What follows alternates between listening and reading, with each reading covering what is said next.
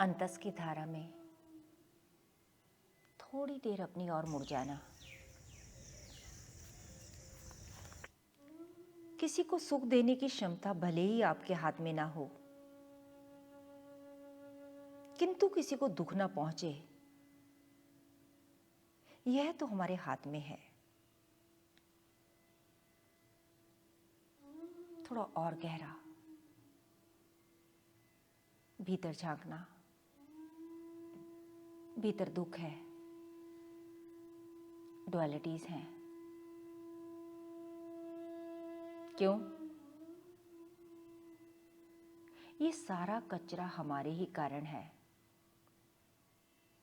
हमने बाहर को ज्यादा महत्व दिया। महत्व इतना दिया कि भीतर कूड़ा कचरा इकट्ठा कर लिया, जिसके कारण आज मनोरोग, टेंशन, स्ट्रेस, डिप्रेशन और हमारी सोच नेगेटिव होती चली गई। ध्यान रहे, दुख जब भी आता है लहरों में आता है। पहले छोटी लहर, फिर उससे बड़ी, फिर उससे बड़ी।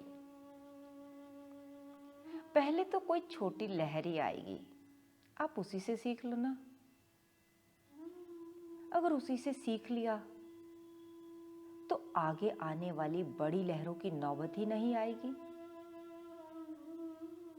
अगर दुख की, बीमारी की या कुछ और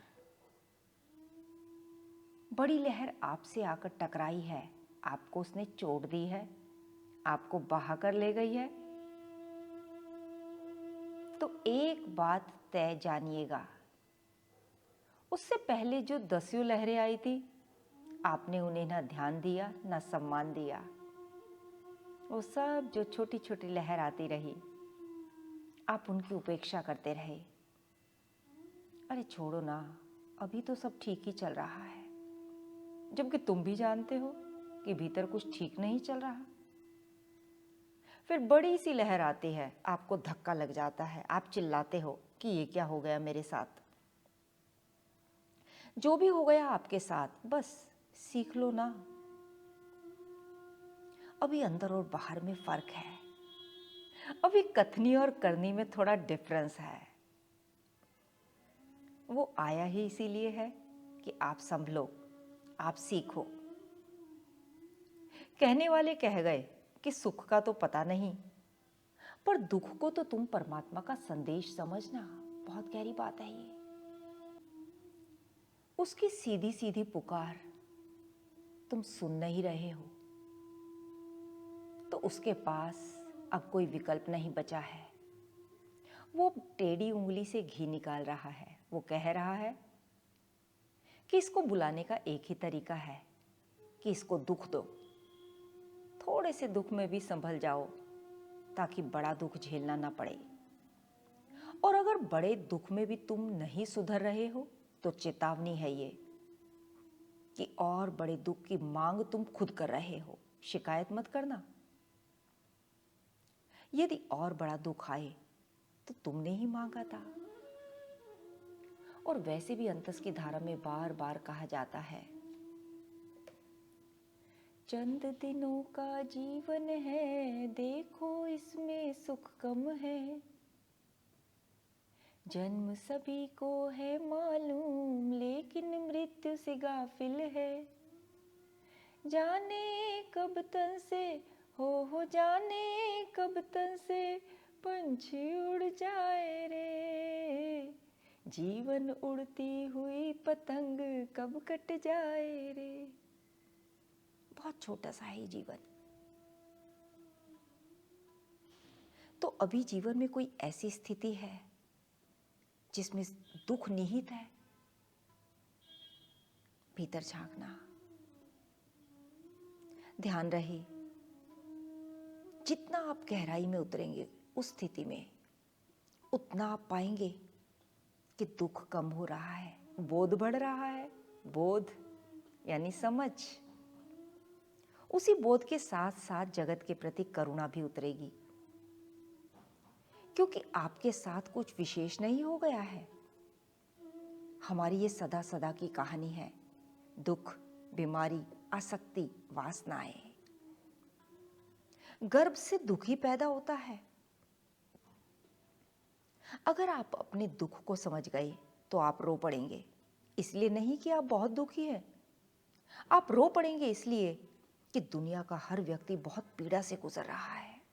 बस कुछ को इस पीड़ा का, दुख का अनुभव हो रहा है और कुछ को दुख ने इतना पंगु कर दिया है, इतना संवेदना शून्य कर दिया है कि उनको दुख का अनुभव ही नहीं हो रहा। लेकिन दुख का अनुभव तो होगा। जैसे आपको किसी सर्जरी के दौरान बेहोश करने की दवाई दे दी जाती है, एनेस्थीसिया, वो सदा के लिए तो नहीं रहती। वो हटेगी तो चीखें उठेंगी, और चीखें ना उठें इसके लिए हम एक और तरह की बेहोशी का, दूसरी तरह की बेहोशी का कार्यक्रम तैयार कर लेते हैं। ध्यान से समझना इसे। सुख का संबंध बेहोशी से नहीं है, सुख का संबंध ज्ञान से अर्थात होश से है। सावधान हो जाना।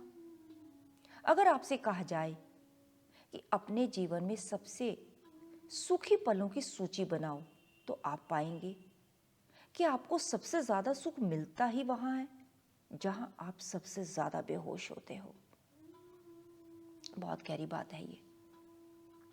सुख का सीधा संबंध होश से है। आप समझ रहे हैं, आप चैतन्य हो, यही सुख है। लेकिन आम आदमी को वही सुख मिलता है जहां वो बेहोश है, जहां उसे कुछ नहीं समझ आ रहा है, जहां वो चेतना शून्य हो चुका है, जहां उसको बस मजे आ रहे हैं, जहां वो मन के हाथ लगा है। नशे में, प्रमाद में, खरीदारी में, खाने में सुख मिलता है। इन सब घटनाओं में आपका होश ऊंचा है या नीचा, यह हमें खुद देखना होगा। हमारे सुख का संबंध धीरे सीधा सीधा होश के अभाव से है। इसीलिए हमारा सुख अति घातक होता है। जब आप सुखी महसूस कर रहे हो तो अपने आप से पूछिए कि होश कहाँ है, समझ कहाँ है, अवेयरनेस कहाँ है। यकीन मानिए, सुख बुरा नहीं है। अंतस की धारा सुख विरोधी नहीं है, बस बेहोशी बुरी है। अध्यात्म अंतस जड़ता विरोधी है। अंतस की धारा कहती है आनंद हमारा स्वभाव है, हैप्पीनेस, ट्रू हैप्पीनेस। महा आनंद में आपको ले जाना चाहती है ये धारा। लेकिन कई बार हमें लगता है कि अगर हम आध्यात्मिक हो गए तो हमारा सुख ही छिन जाएगा। हमारा सुख सदा किससे जोड़ी बनाकर रखता है? बेहोशी से। अंतस की धारा विरोध करती है उस बेहोशी का। हमारी हालत कुछ ऐसी है कि हमारे सारे सुख ही बेहोशी के हैं, और जब बेहोशी हटती है तो हमारे सारे सुख भी हट जाते हैं। तो हमारी ये धारणा बन जाती है कि अध्यात्म ने हमारे सारे सुख ही छीन लिए। अरे अध्यात्म या अंतस कुछ भी कहो, सुख नहीं छीने, तुम्हारी बेहोशी छीनी है। अंतस की धारा क्या करे जब तुम्हारे सारे सुख ही खाने पीने, घूमने फिरने, बेहोशी के हैं। तुम्हें खाकर ही सुख मिलता था, पर अब इस खाने से जो सुख मिलता था, क्या वह तुम्हें भीतर से छलनी नहीं कर रहा? क्या तुम्हें बीमारीरत नहीं कर रहा? क्या तुम खुद नहीं जानते कि वो सुख झूठा है? उस सुख में क्या तुम अपना अमूल्य जीवन काट दोगे? बहुत गहराई से देखना, किन चीजों का हमारे जीवन में मूल्य है, जबकि वास्तविकता तो ये है, तुझको अमृत भी मिला पर ना पिया, विष को तू मदहोश पीता जा रहा। सारा जीवन यूं ही बीता जा रहा। व्यर्थ हर पल जिंदगी का जा रहा, व्यर्थ हर पल जिंदगी का जा रहा। सारा जीवन यूं ही बीता जा रहा, व्यर्थ हर पल जिंदगी का जा रहा। ज्ञान वाला सुख श्रेष्ठ है। होश में जो सुख है उसको अपनाएं हम, फिर दुखों से वास्तविक मुक्ति होगी। इसी मुक्ति के लिए हम भगवत गीता का अभ्यास कर रहे हैं। पिछले वॉल्यूम में हमने देखा स्थूल बुद्धि में तुम्हारा शुभ प्रगाढ़ होता चला जाए, फिर आते जाते शुभ और नित्य के बीच निर्णय करना है। रॉन्ग और नित्य के बीच नहीं चलेगा। विभूति नंबर 1 गलत और सही के बीच भेद करना है, क्या सही है क्या गलत है मेरे लिए। दूसरा, जो भी तुमने सही निर्णय लिया उसमें शाश्वत और परमानेंट और टेम्परेरी में भेद करना है, शाश्वत और क्षणिक। मैं क्या हूं, बहुत गहराई से देखेगा। क्रोध आता है क्या, इनसिक्योरिटी, फियर, कहां से आता है ये फियर? मन को फियर लग रहा है, मन को क्रोध आ रहा है, लेकिन मन मेरी एक अवस्था है, मैं मन नहीं हूं। क्रोध तो मन को आ रहा है, तुम ये क्यों कहते हो कि मुझे क्रोध आ रहा है? मन तो थोड़ी देर की एक अवस्था थी, लेकिन अब तुमने क्रोध करने के बदले कहा छोड़ो, लेट गो, तो तुम कहां पहुंच गए? विभूति यानी विशेष, उस विशेष की परम अनुभूति। तो तुमने ट्रैवल कहां से कहां किया? मन से बुद्धि की ओर। और यदि बुद्धि में क्षमा का भाव है, अरे छोड़ो, ये बुद्धि की भी एक अवस्था है, आत्मा की।